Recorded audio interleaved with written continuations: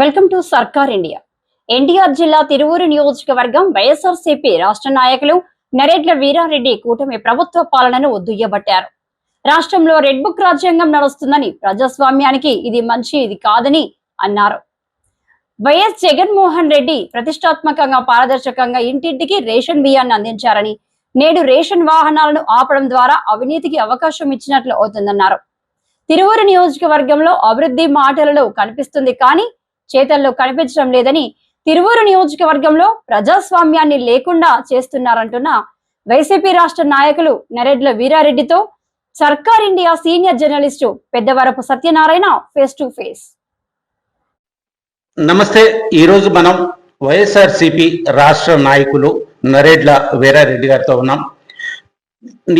రాష్ట్రంలో జరుగుతున్న కూటమి ప్రభుత్వ పనితీరును ఏ విధంగా ఉంది, మరి కూటమి ప్రభుత్వం వచ్చిన తర్వాత తిరుపతి దేవస్థానంలో దఫదఫాలుగా జరుగుతున్న మరి ఈ నమాజ్ అన్య మతస్థుల నమాజ్ విషయంలో మరి నరేడ్ల వీరారెడ్డి గారు ఏం చెప్తారనే విషయాన్ని అడిగి తెలుసుకునే ప్రయత్నం చేద్దాం. సార్ చెప్పండి, మరి తిరుపతిలో మొన్న అన్య మతస్థులు ప్రార్థన కళ్యాణ మండపంలో జరిగింది. అది సోషల్ మీడియాలో కానీ బాగానే ఇది వచ్చింది. ఈ పరిస్థితిలో దీనిపై మీ స్పందన ఏంటి అంటే ఏం చెప్తారు? సార్, కూటమి ప్రభుత్వంలో జరిగే అన్ని అరాజకాలే జరుగుతున్నాయి. ప్రజాస్వామ్యం లేదు. ఈ ప్రభుత్వంలో ప్రజాస్వామ్యం లేదు. రెడ్ బుక్ రాజ్యాంగం.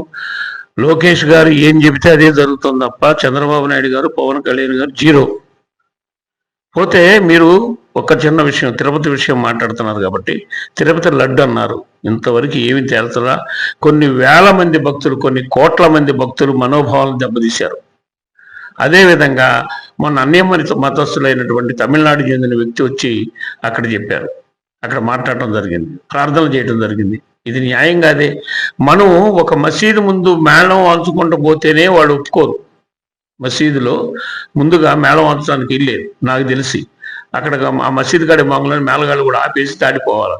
అలాంటి కండిషన్ మసీదు ముస్లిమ్స్కి ఉన్నప్పుడు మరి హిందువులకు కూడా హిందూ కళ్యాణ మండపంలోకి వచ్చి మాట్లాడితే మరి కూటమి ప్రభుత్వం ఏం చేస్తుంది? అదే వైఎస్ఆర్ ప్రభుత్వం ఉంటే మీరు ఎన్ని అపవాదులు వేసేవాళ్ళు.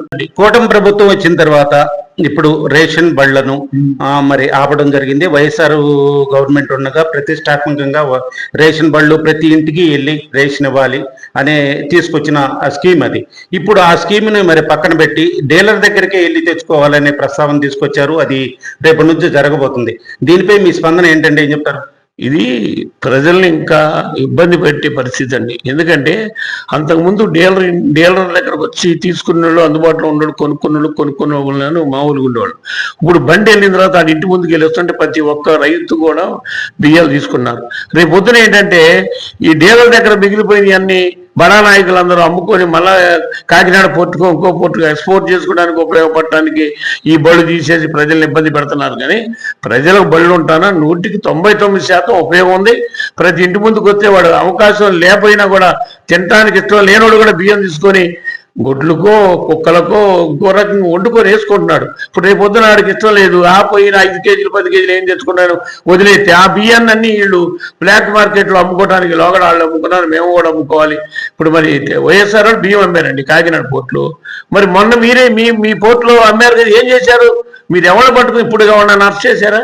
ఆ పోర్టు బియ్యాన్ని ఏమైనా చేశారా? ఎక్స్పోర్ట్ వెళ్ళిపోయినాయిగా.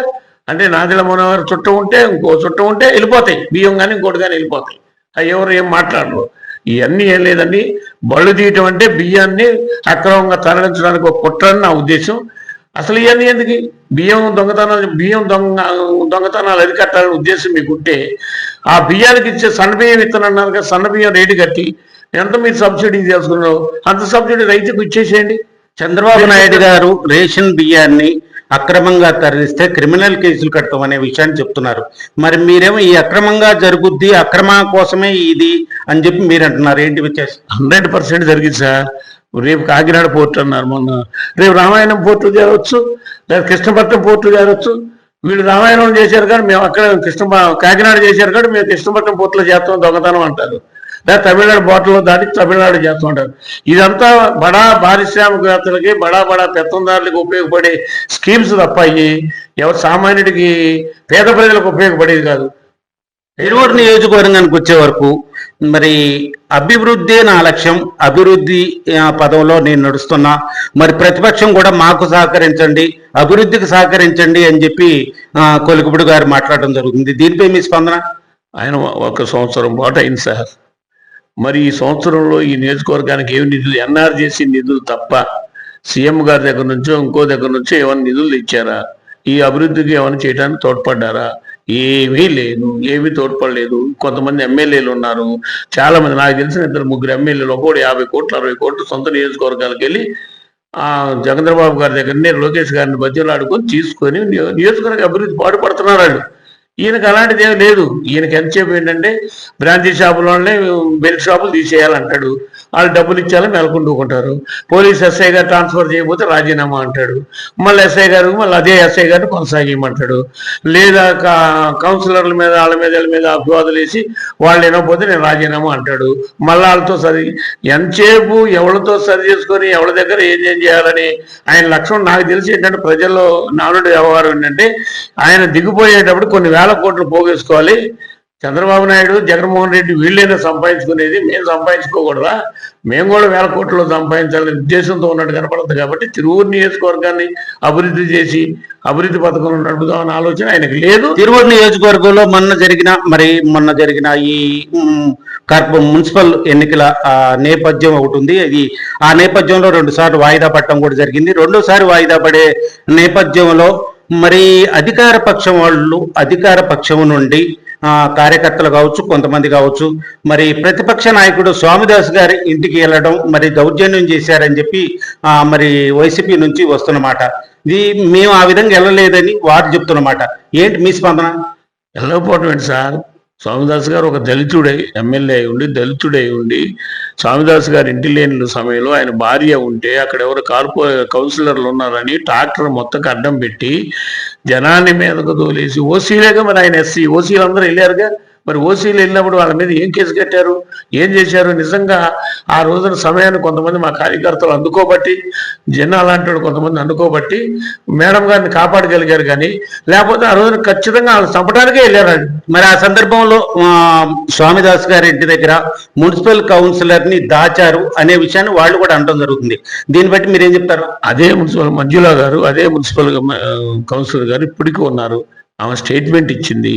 అవన్నీ జరిగినాయి. మీ ప్రెస్ కూడా నోట్ చేసి, నా భర్త నేను వైఎస్ఆర్ కాంగ్రెస్ పార్టీ విధేయులము, మేము వైఎస్ఆర్ కాంగ్రెస్ పార్టీలో ఉంటాము.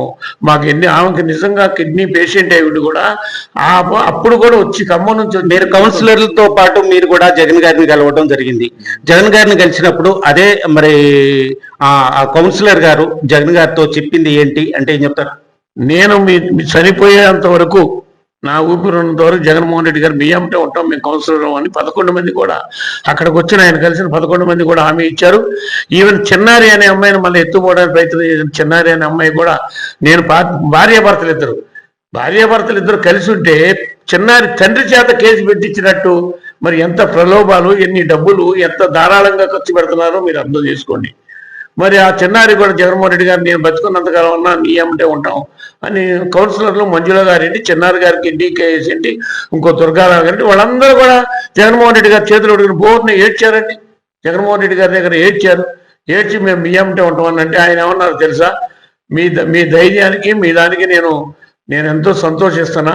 మీ 11 మంది మాత్రం నిలబడతారని నేను అనుకోలేదు, అయినా నిలబడ్డారు పార్టీ కోసం.